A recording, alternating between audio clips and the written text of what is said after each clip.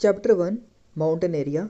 बहुत सारे लोग माउंटेन पीक की ओर भागते हुए जा रहे होते हैं और माउंटेन पीक पर होता है हेवनली डीमन और वो देखता है नीचे बहुत सारे लोग इकट्ठे हो चुके हैं और उसके बाद वो बोलता है तुम्हें क्या चाहिए? सिर्फ डर और खून। अगर तुम यही चाहते हो तुम्हें यही मिलेगा। इसके बाद सभी लोग मिलकर उसके ऊपर अटैक करते हैं। तो ये लो जो तुम्हें चाहिए। ऐसा बोलने के बाद हमारा हीरो जो है उनके ऊपर एक स्पिरिचुअल अटैक करता है जिससे कि उन सभी लोगों के सर जो होते हैं वो ब्लास्ट हो जाते हैं और उन सभी लोगों का खून बारिश बनकर बहने लगता है। हाँ, कमज़ोर लोग। और नीचे खड़े हुए बाकी कल्टीवेटर इसे देखकर बहुत ज़्यादा हैरान होते हैं और इसके बाद फिर से वो अपने हाथ में स्पिरिचुअल पावर इकट्ठा करने लगता है। इसे देखने के बाद बाकी लोग भी उसके ऊपर अटैक करते हैं पर डीमन किंग के पास पहुंचने से पहले ही उन सभी के हाथ पैर जो है कट कर नीचे गिर जाते हैं। ये सब तुम्हारी गलती है। तो हमारा डीमन किंग बोलता है ये है मेरी असली पावर, सोल ऑर्गुमेंटिंग डिमोनिक आर्ट्स। इस डिमोनिक आर्ट से हमारा हीरो जो है वो मरे हुए लोगों की सोल से कल्टीवेशन करता है। नीचे खड़े हुए लोग सभी देखकर बहुत ज़्यादा हैरान होते हैं और आसपास के पहाड़ों से एक स्पिरिचुअल पावर का हाथ बनकर उन सभी लोगों की ओर बढ़ने लगता है और ये देखने के बाद सारे लोग भागने लगते हैं इधर उधर। पर वो हाथ किसी को जाने नहीं देता, सबको अपनी मुट्ठी के अंदर बंद कर लेता है और एक आदमी बोलता है इसे हराना इम्पॉसिबल है और उसके अगले सीन में सभी के सभी लोग मार जाते हैं। हेवनली डीमन को हराना इम्पॉसिबल है और उसके बाद सभी लोगों की लाशें दिखाई जाती हैं और उन सभी लोगों की स्पिरिचुअल पावर और सोल जो है हमारे हीरो की ओर बढ़ने लगती है। खून के बीच हमारा हीरो जो है स्माइल करता हुआ दिखाई जाता है। अगला डीमन किंग बनने के लास्ट कैंडिडेट भी मारे जा चुके हैं। मुझे मारने के बाद ही कोई अगला डीमन किंग बन सकता है पर उनमें से कोई भी नहीं बचा और आसपास की तबाही देखने के बाद हमारा हीरो बोलता है अब यहाँ कितनी शांति है और अब इस खून से भरी जगह पर मैं ज़्यादा देर नहीं रुक सकता। और उसके बाद डीमन किंग को अपनी बॉडी के अंदर बहुत ज़्यादा पेन महसूस होता है और वो खून की उल्टियाँ करनी शुरू करता है और उसके बाद वो अपनी बॉडी के ऊपर एक पावरफुल प्रेजेंस को महसूस करता है कि ये तो उसकी डिमोनिक आर्ट्स का रिकॉइल है यानी बैक क्लैश। हज़ारों लोगों की आत्माओं को कंज्यूम करना आसान नहीं है, इसके लिए मुझे एक बड़ा प्राइस पे करना होगा।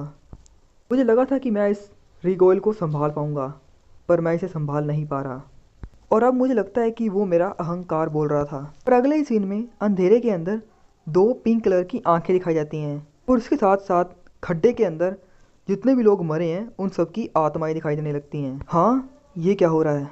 और उन सभी लोगों की आत्माओं से एक चेन बनती है और हमारे हीरो को जो है जकड़ लेती है और हमारा हीरो जो है चारों तरफ से ट्रैप हो जाता है। तो तुम सभी लोग मुझे नर्क में ले जाना चाहते हो। और उसके बाद वो अपनी पूरी पावर से उन चेन को तोड़ने की कोशिश करता है। तुम्हारी हिम्मत कैसे हुई मुझसे ज़बरदस्ती करने की? और चेन्स को तोड़ देता है और अपनी पूरी स्पिरिचुअल पावर का इस्तेमाल करने के बाद उसके डेंटियान से एक छोटा सा स्पिरिचुअल स्पार्क बनता है जिससे कि उसकी सारी की सारी बॉडी ख़त्म होने लगती है। ये क्या हो रहा है? क्या यही मेरा अंत है? मुझे तो लगा था कि मेरी ये डिमोनिक आर्ट्स दूसरे लोगों की आत्माओं को खाती है। अगर मुझे एक दूसरी लाइफ मिली तो मैं उसके अंदर एक अलग रास्ता चुनूंगा, एक शांत और पीसफुल लाइफ। और अगले सीन में बहुत सारे घर दिखाए जाते हैं और एक छोटे से कोर्टयार्ड में स्विमिंग पूल के पास हमारा हीरो बैठा होता है। उसकी नौकरानी आती है, सर आप यहाँ फिर से आ गए, आपका खाना ठंडा हो रहा है, जल्दी चलिए। और इस लड़की का नाम है सोसो। और हमारा हीरो जो है पीछे मुड़ता है और उस लड़की की ओर एकदम से अपने हाथ को स्विंग करता है और यहाँ दिखा जाता है हमारे हीरो का नाम है बायो टाइसन। तो हम इसको टाइसन ही बोलेंगे, ठीक है। गोल्डन वॉल मर्चेंट के नाम से एक कंपनी है, हमारा हीरो जो है उसका सेकंड यंग मास्टर है। और ये सब देखने के बाद सोसो हमारे हीरो को बोलती है सीरियसली तुम कई दिनों से मेरे साथ ऐसा ही बिहेव कर रहे हो, क्या हुआ है तुम्हें? जल्दी अपने कमरे में चलो अभी। तो हमारा हीरो अपने हाथ की ओर देखकर बोलता है मैं तो उस लड़की का गला भी नहीं काट पाया, कितनी कबाड़ा बॉडी में आ चुका हूँ मैं और मुझे ये मेरा फेस बिल्कुल पसंद नहीं है, ये बिल्कुल लड़की की तरह दिखाई देता है। और वो पानी के अंदर हेवनली डीमन को देखता है। टेबल के ऊपर बहुत सारी डिश रखी होती हैं और हमारा हीरो जो है उसका बिल्कुल मूड नहीं करता खाने का और वो अपनी बॉडी को देखकर बोलता है ये मेरी बॉडी तो बिल्कुल कचरे से भी बेकार है। तो सोसो बोलती है प्लीज़ ऐसा मत बोलिए, आप जल्दी ठीक हो जाएंगे। मैंने सुना है कि एक अच्छा काबिल डॉक्टर आपको देखने आ रहा है। ऐसा डॉक्टर मेरा कर ही क्या लेगा जिसका आज तक मैंने नाम भी नहीं सुना।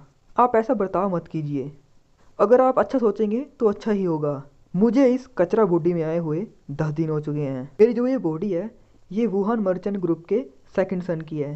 तो हमारा हीरो बोलता है मुझे अभी भी याद है जब मैंने पहली बार सुबह आंखें खोली थी। हमारा हीरो सर पे हाथ रखकर बोलता है, अब मैं कहाँ हूँ? आप तो उठ गए। ये लड़का बिल्कुल यूजलेस है। ये अपने कपड़े भी खुद नहीं पहन सकता और ना ही ये खुद खा सकता है, पर इसका फेस जो है बहुत सुंदर है।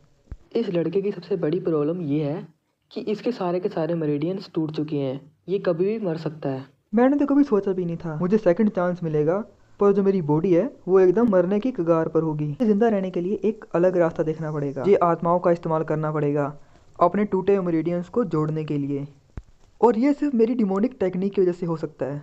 पर सबसे बड़ी प्रॉब्लम तो ये है, मैं इतनी सारी आत्माएं लाऊंगा कहाँ से? मेरी पिछली लाइफ में मैं कभी भी किसी को भी मारकर उसकी आत्मा निकाल लेता था, और अगर इस बार भी मैं ऐसा करूंगा तो पहले की तरह मुझे उसके साइड इफेक्ट भी झेलने पड़ेंगे। और वो अपनी नौकरानी की ओर देखकर बोलता है, मैं ये मेरा सेकंड चांस जो है वो खोना नहीं चाहता। और ये बोलने के बाद उसे याद आता है, मेरे मरने से पहले जो मैंने डिमोनिक आर्ट्स बनाई थी, मैं उसका इस्तेमाल कर कर एक अलग लेवल पर जा सकता हूँ इस लाइफ के अंदर, जिस पर मेरे से पहले कोई ना गया हो।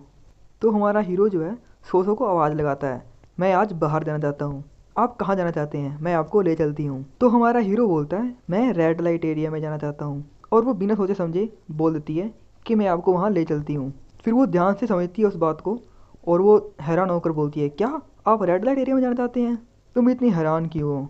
आपको ये आइडिया कहाँ से आया? अगर ऐसी बात है तो मैं आपके साथ नहीं जा सकती। तो अपने बॉडीगार्ड चियोन को साथ में ले जा सकते हैं। पर आप पहले बिल्कुल भी ऐसे नहीं थे, तो मेरे साथ चलो। नहीं, मैं नहीं जाऊंगी। तो हमारा हीरो जो है उदास मुंह लेकर वहाँ से जाने लगता है। तो शाम को सोसो हमारे हीरो को तैयार करती है।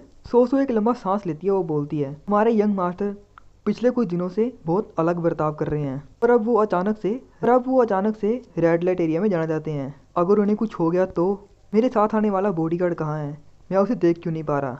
वो अपने टाइम पर आ जाएगा। वो ऐसा आदमी है जो सिर्फ ट्रेनिंग करता है और आपको प्रोटेक्ट करता है। सोसो बोलती है, मैं चाहती हूँ कि आप अपनी बॉडी पर ज़्यादा स्ट्रेस ना डालें। आपको देखने से ऐसा लगता है जैसे आपने जीने का मकसद खो दिया हो। जब तक डॉक्टर ना आ जाए आप खुद पर विश्वास रखिए। मेरी लाइफ के इन हालातों के कारण मुझे अब पता लग रहा है कि लोग मेरे बारे में क्या सोच रहे हैं। ये लड़की सच में मेरी चिंता करती है। ये एहसास बुरा नहीं है। लगता है कि वो आ चुका है। क्या? तो सामने से गेट जो है जोर जोर से खटकने लगता है। तुम्हें कैसे पता लगा? मुझे कैसे पता नहीं लगेगा? उसकी स्पिरिचुअल पावर बहुत ज़्यादा है। और उसके बाद हमारा हीरो जो है उसे पूरे ध्यान से देखता है। तो चियोन बोलता है, सर बहुत टाइम हो चुका है, आपने मुझे बुलाया नहीं। और उसको पूरी तरह देखने के बाद हमारा हीरो बोलता है, ये आदमी बिल्कुल स्वॉर्ड की तरह है। इसकी एनर्जी कितनी प्योर है। इसे देखने के बाद कोई नहीं कह सकता कि ये ड्रैगन फोर्स का मेंबर है। मैं देख सकता हूँ यहाँ तक पहुँचने के लिए इसने कितनी मेहनत की है। और उसके बाद वो अपने बाप के बिजनेस के बारे में सोचने लगता है। ये लोग बिल्कुल भी साधारण नहीं हैं। और हमारा हीरो जो है बॉडीगार्ड के साथ घोड़े पर मार्केट में घूमने लगता है। और वो आते हैं फ्रेग्रेंट फ्लावर हाउस में। और ये रंडी खाना वुहान के टॉप 3 हाउसेस में आता है। और हमारा हीरो वहाँ के गेट के बाहर स्पिरिचुअल पावर को महसूस करता है। घोड़ों को अपनी जगह पे खड़ा करने के बाद तो चियोन बोलता है, मैं आपका यहीं गेट के बाहर इंतजार करूंगा। तो तुम यहाँ से बाहर रहोगे? तो तुम कह रहे हो कि तुम बाहर रहोगे। अगर मैं कह रहा हूँ तुम्हें अंदर आने के लिए, तुम्हें अंदर आना चाहिए। तो क्या तुम्हें पूरा भरोसा है खुद पर? अगर मुझे अंदर कुछ हो गया तो तुम मेरी भाग कर हेल्प कर पाओगे? बातें करना बंद करो, मेरे साथ चलो और थोड़े मजे करो। पर मैं ये नहीं कर सकता। क्या तुम मेरे ऑर्डर फॉलो नहीं कर सकते, या तुम मजे नहीं कर सकते? और ये बोलने के बाद हमारा हीरो जो है चियोन को एक तीखी नज़र से देखने लगता है, जिसके बाद चियोन को बहुत ज़्यादा प्रेशर महसूस होता है। हमारा हीरो बोलता है, बेहतर होगा कि तुम मज़े करो और मेरी प्रोटेक्शन भी करो। अगर तुम ये भी नहीं कर सकते, एटलीस्ट मेरे पास रहो। फिर वो घबराते हुए बोलता है, ठीक है सर, तो चलो अंदर चलते हैं। वो अपने एक हाथ से गेट खोलने लगता है और वहाँ की सारी लड़कियाँ जो है हमारे हीरो की ओर देखकर बोलती है, आपका स्वागत है सर। और हमारा हीरो भी पूरे फुल मूड में वहाँ पर जाकर बैठ जाता है। और एक लड़की वहाँ पे जिद्दर बजा रही होती है और गाने गा रही होती है, और बाकी सभी लड़कियां हमारे हीरो को घेर कर बैठी होती हैं। एक शराब का गिलास भरती है। हमारा हीरो बोलता है, मेरा बॉडीगार्ड कहाँ है? और वो लड़की बोलती है, वो नीचे ही सीढ़ियों पे खड़ा है और किसी को भी अंदर नहीं आने दे रहा। वो बहुत अकड़ू है। लीजिए सर, आप शराब पीजिए, आप जितनी चाहें उतनी पी सकते हैं। मैं शराब नहीं पी सकता क्योंकि मेरी तबीयत बहुत खराब है। आप शराब नहीं पी सकते तो हमें अब दूसरा काम करना चाहिए। क्या तुम मेरे बारे में कुछ रूमर्स बता सकती हो? क्या रूमर्स? कि लोग उसके बारे में क्या बोलते हैं? मुझे वो सब बताओ जो तुम मेरे बारे में जानती हो। अब एक एक करके मुझे बताओ तुम मेरे बारे में क्या जानती हो। मैंने तो ये सुना है कि टेंशन के पास 1000 गोल्ड, एक छोटा सा घर और कुछ नौकर, यही उसकी विरासत है। और क्योंकि वो बीमार है, उसकी तबीयत ठीक नहीं रहती, उसके पास ना ही कोई पावर है ना ही कोई इन्फ्लुएंस है। देखने से लगता है कि आपसे सभी लोगों ने उम्मीद छोड़ दी है। यही सारी बातें हैं जो यहाँ के लोग आपके बारे में जानते हैं। अगर मैं घर पे रहता तो मुझे ये सारी बातें पता भी नहीं लगती। अब बातें खत्म हुई, चलो जल्दी स्टार्ट करते हैं। तुम सबके साथ डील करने में बहुत ज़्यादा मुश्किल होगी। और वो पीछे मुड़कर देखता है उस जिधर वाली लड़की को। तुम मेरे लिए ठीक रहोगी। तो हमारा हीरो जो है आकर बेड पे बैठ जाता है और लड़की भी उसके पास जाकर खड़ी हो जाती है। नीचे सारी लड़कियां बात कर रही होती हैं, क्या वो वापस यहाँ आएगा? पर उसने सिर्फ हीरो को क्यों चुना? और वो लड़की भी हमारे हीरो के पास आकर बैठ जाती है। तो हमारा हीरो पूछता है, तुम यहाँ पे कब से काम कर रही हो? वो बोलती है, मैं 10 साल से यहाँ काम कर रही हूँ। ये तो बहुत बढ़िया है। तो क्या हम स्टार्ट करें? हम उससे बाद में पूछेंगे कि ऊपर क्या हुआ। उसकी बॉडी कितनी कमजोर है, मुझे लगता है कि वो ज़्यादा देर नहीं संभाल पाएगा, पर वो बहुत ज़्यादा हैंडसम है। अगली बार मैं उसके साथ जाऊंगी। ये पर चियोन भी उन सभी की बातें सुन रहा होता है और अगले ही सेकंड में उस लड़की के जोर जोर से चीखने की आवाज़ आती है। इसे सुनने के बाद सभी लोग हैरान हो जाते हैं। चियोन भी उसे देखकर बहुत ज़्यादा हैरान होता है और आसपास के कमरों के सभी लोग जो मजे कर रहे होते हैं वो भी सुनकर हैरान हो जाते हैं। ये क्या हो रहा है? ये क्या है? उस लड़की की चीखों से पूरी बिल्डिंग कांपने लगती है। आवाज़ से तो लगता है कि वो बहुत ज़्यादा मजे कर रहे हैं। मुझे लगता है कि वहाँ का साउंड बैरियर भी टूट चुका है और उस लड़की की जोर जोर से चीखने की आवाज़ आती है।